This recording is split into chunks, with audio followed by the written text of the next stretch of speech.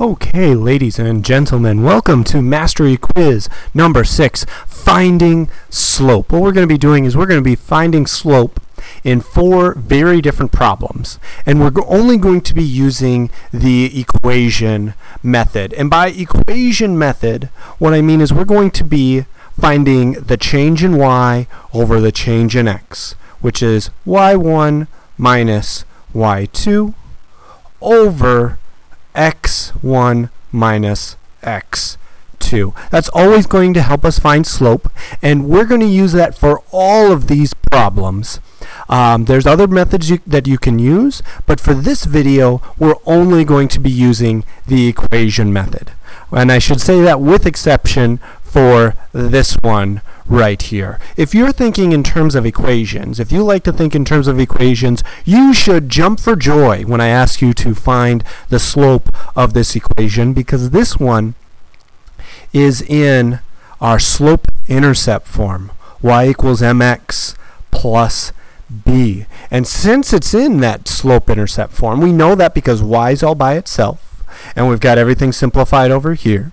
Since it's in that form, I know my slope is 2/3.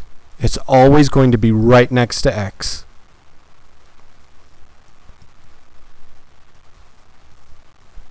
That's one, in terms of the equation method, or thinking in terms of equations, that one is really easy to find the slope for. It should make you jump for joy whenever you see that. In this next one, we're going to be dealing with a table. And this, as I said before, we are going to be using this method. There are other methods to solve this problem, but for the purposes of this one, we're going to use this equation. So what we're going to do is we need to figure out an x1, an x2, a y1, and a y2. So I'm going to grab my first 2 points right here. This is the first x that's on my list, and this is the second x that's on my list. This is the first y that's on my list, and the second y that's on my list. Note that I've got x1, y1, and x2, y2. You could have also used these 2 points and these 2 points. We wouldn't want to do something like maybe this x and just swap out that y. That wouldn't be okay. We want them to be nice and across from each other. So I know that this is y1, that's y2, this is x2, and that's x1. So I'm just going to put those numbers in place of these letters up here. So first I need a y1. I travel over to my table. y1 is 3. So I write a 3. Minus. y2. My y2 is 4. So I write a 4. Just replacing those x and y sub whatever with the numbers that are on my table. Next I've got x1. x1 I've decided is -1. Minus. x2 is 0. I didn't try. Now you could have done this. Maybe you're hotshots out there and you want to just subtract those right away. I never do that. The reason I never do that is because I'm always scared I'm going to make a weird negative error, and I'm seeing in this one that that could have happened. So I'm going to be very careful and actually write all this out every time, which I recommend that you do as well. So 3 minus 4 is -1. -1 minus 0 is also -1. So it turns out here that -1 divided by -1, that is 1. Sometimes we'll be able to simplify our slope, sometimes not.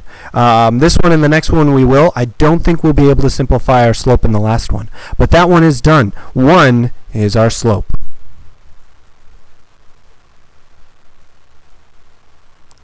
Sorry, that's a really weird looking is. Don't write your is's like that. That's weird looking. All right, so 2 more problems. Again, as I promised, very different. This next one, we want to find a line that passes through these 2 points. We want to figure out what that one's slope is. I'm going to write my equation again so that I remember. y1 minus y2 over x1 minus x2. So I've got my points, and what's great about coordinate points is they always come in alphabetical order. They're always x, Y. That's the order that they come in the alphabet, and you know what? That's the order that they come in coordinates. So if you're ever confused, just think, hey, I want those to be alphabetical. So make them alphabetical. This is my first point. So this is going to be my x1, comma, y1. These are not both x coordinates. This is an x and a y. Then over here, I've got my second x coordinate and my second y coordinate. So just as I was doing in that table, I'm going to use these numbers and put them in very specific places up here. So first I need a y1. So I come down here looking for y1. Sure enough, it's a 3. Then I need a minus. Then I need my y2. My y2 is -1. -1. Or -1. Then I need x1. x1 is -2. Get ourselves a minus. And then we need our x2, which is 0. Now we calculate these out.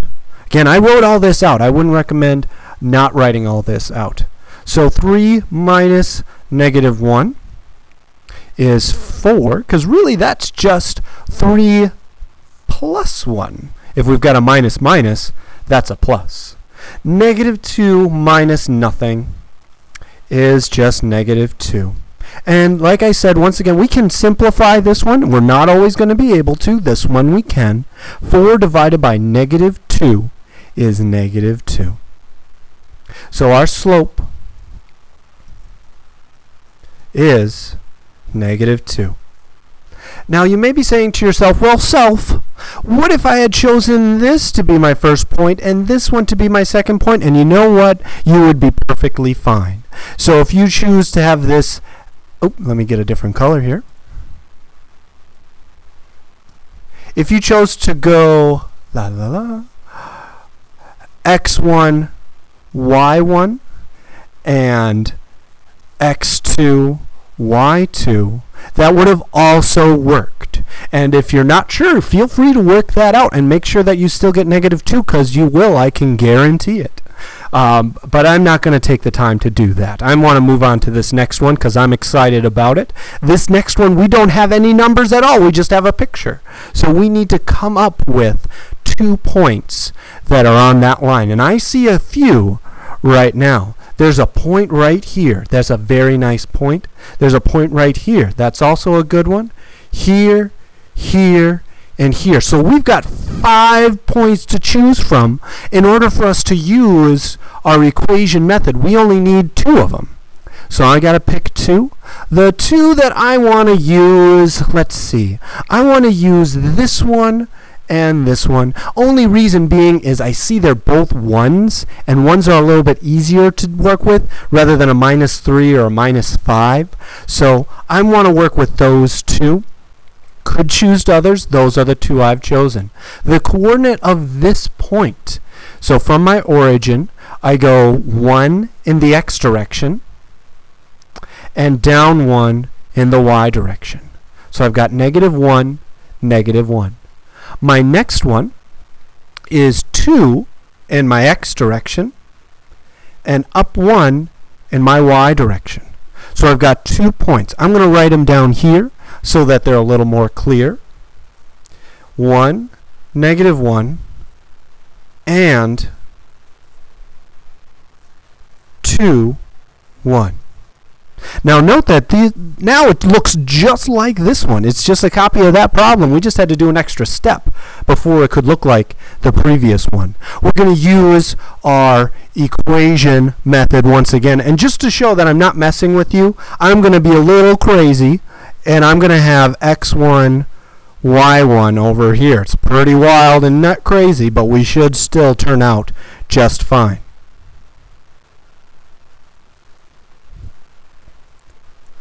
So, first we need our y1. y1 is 1.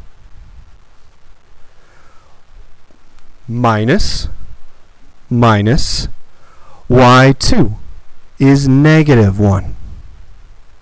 Then we get our x1. Our x1 is 2. Then we get our minus, and our x2 is 1. 1 minus a negative 1 is 2. And 2 minus 1, you know, I lied earlier. I thought this wasn't going to simplify, but sure enough it does. We also got a slope of 2 here. And we know it's a slope of 2 because we can see all kinds of rise over run. A rise of 2, a run of 1, a rise of 2, a run of 1, a rise of 2, a run of 1. We see that all over the place on our graph, so we know that we got the right slope. The equation method is a little bit overkill on this problem. You may not necessarily want to use that, but the purpose of this video is to only use our equation method. So you may be saying to yourself, this is a lot of work for this problem, and I agree with you. But I just wanted to show you that you can always use the equation method to find the slope of a line. Thank you for watching, and keep practicing.